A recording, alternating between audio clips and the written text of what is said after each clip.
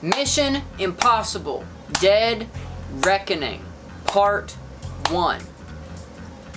Holy crap, that's a long name. My name is Timothy or Timmybug, and for quite some time I made a lot of movie reviews. I mean, a lot of movie reviews. For those of you who have seen the movie, welcome to the review. For those of you who haven't seen it, the movie, welcome to the review. I'm going to be keeping this completely spoiler-free until the very, very end of the review, and I will very, very clearly outline that I am about to spoil things. You don't have to worry about spoilers. I'll make it very, very clear when the spoilers are happening, and that'll be at the very, very end of the video, so at that point, basically, you can click off the video. But don't click off yet! Don't click off yet. I know if you click off. I scare myself occasionally. I'm going to give you a little bit of quick information about the film. The movie stars Tom Cruise as is titular the right word? I don't care. As the titular character, Ethan Hunt. The movie also stars Haley Atwell, Rebecca Ferguson, Vanessa Kirby, Palm Clementieff,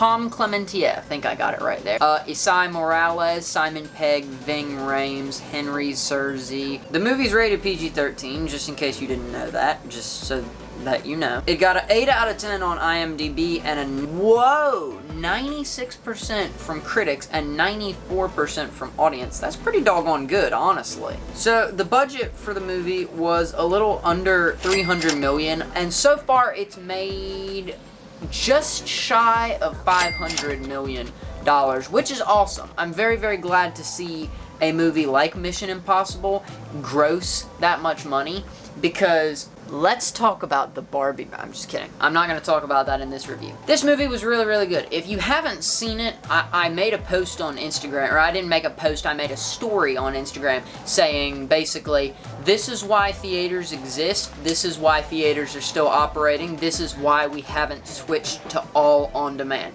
This movie in theaters was amazing. All of the set pieces, really, really great, which by the way, I do want to comment, this movie is PG-13 John Wick 4. Am I wrong? Am I wrong? To anyone who's seen this movie. So, let's do some quick matching. Desert fight scene happens in both of these movies, okay? Right? Driving against traffic in a very, very busy street happens in both of these movies, okay, right? Fight scene at a raving nightclub happens in both these movies, okay? I'm just saying, it takes a lot of beats from generally action movies of right now and also from John Wick 4 exclusively. However, it was still good. So I want to point something out, right? This is a part 1, that's obvious. Now, it ended at a good place. Like, it ended on, you know there's going to be a second movie, right? You just know. It's literally in the title, Dead Reckoning Part 1. So you know there's going to be a sequel. It wasn't like Fast and Furious 10, where it just cuts and, a lot of stuff is going down, but you're not going to be able to find it, and you're going to have to wait until 11 for that. This didn't do that. Obviously, I'm going to watch Part 2. Gonna watch Part 2 probably on opening day. This was a really, really good movie, and my overall rating, just kidding, I'm not going to give you the overall rating yet. We need to talk about a couple of things first. So first off, the villain is ChatGPT, basically. The villain's an AI, and the dude, I don't remember his name. That's probably bad, but I legitimately don't remember the bad guy's name, but the bad guy is literally just the AI in person form. Like, you can't literally have an AI be the entire bad guy. You have to have a villain that can, be evil and steal things and kill people and whatnot. You have to have a bad guy that is physically present to be able to do all of that. And yes, the AI can do that, as we see throughout the movie. It manipulates people into dying. This is something that I personally notice. All of the action scenes, action movies tend to have this thing that they do where the action scenes are just a couple minutes too long. It's just a little bit extended. It's just a little bit too drawn out. But this didn't have that problem. I feel like all the action scenes maybe went just a little bit too far, but it wasn't like in a lot of action movies that I've seen recently. It's like, okay, The Gray Man had the Netflix movie. The Gray Man had this exact problem. The action was well timed. It was very well choreographed. Very, very fun action scenes. One quick little side tangent that I didn't like about the movie, then again, this was nothing to do with the movie. Our theater, the audio was glitching, so when it would get really, really loud all of a sudden, the audio would like click in and out, and it would literally like do snapping sounds, but really, really fast. Like staticky sounds is what would happen. And there's nothing the movie can do about that. It wasn't made to be messed up by a not great theater. Our theater isn't the best. The mix was a little bit weird. Again, I believe that's our theater. It was a little bit too loud in my opinion. But then again, I'm a wuss. I don't like things to be loud. I'm not great at determining, character growth and whatnot, but the characters seemed, they all had their arcs. One of them had an arc slightly shorter than other. I can't say anything more about that till the spoiler section, but all of the characters felt like they grew in the movie, and that's very, very important for a good movie. And when characters suddenly grow and unexplainably grow and suddenly want to go to the real world for some mysterious reason that I can't fully understand, that ticks me off. Also, lazy writing ticks me off. Now that we've talked about the action just a little bit, now that we've talked about the character growth a little bit, I want to hit the urgency, right? Like this AI, the bad guy AI, which is very timely, by the way. Bad AI is gonna destroy the world, right? And it's very, very clear. It's very clearly established early on in the movie, hey, it's capable of this. It's going to do this. It can mess with your mind. It knows what you're thinking. It knows what your options are. And it knows how you're going to try to stop it. And it's going to counter that. And that's shown very early on. So there's a threat immediately established, which some action movies have a problem with waiting until you're 40 minutes into the movie to establish that there is a threat. Literally, the first scene before the title sequence, you literally find out what the threat is and how deadly the threat is. Again, won't spoil anything. It feels like throughout the movie, the threat does grow. Obviously, the good squad, and they do, obviously, they all go through character development. There's a couple scenes that obviously, I feel like I need to say something. This is a Mission Impossible movie. If you're going to this movie expecting things to be super realistic, you shouldn't. It's exactly, I think it's perfectly defined by one scene, I'm not going to spoil anything with this, where Tom Cruise is riding a motorcycle up the mountain, and he's like, when does this thing start going down? Because he needs to jump onto a train, and his guy in the chair, as Ned would say, is basically like, so you know how you have a parachute? And he's like, yeah. And he goes, just...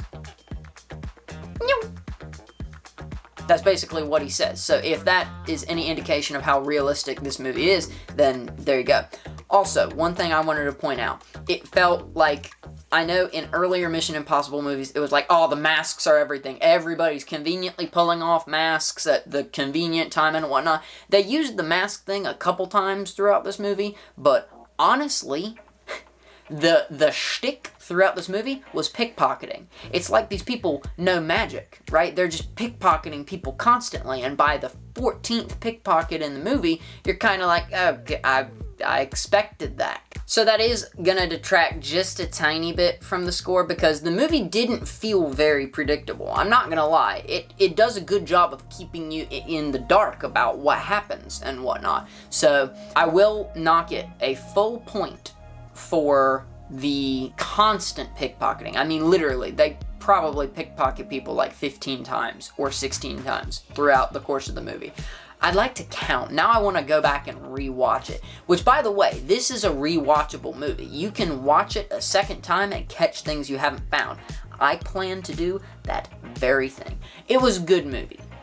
In case you needed me to clarify that that's what I was trying to say. It's a good movie. It's shot really well. It's lit really well. There are no scenes where it's like super, super dark. In fact, this was one of the brighter movies. And movies have been very, very dark recently. And I don't mean dark as in like, oh, this is a gritty thriller. No, did you watch The Batman? Dude, I felt like I was gonna die when I stepped outside of the theater and the sun hit me in the eyes. I hurt physically. That was such a dark movie.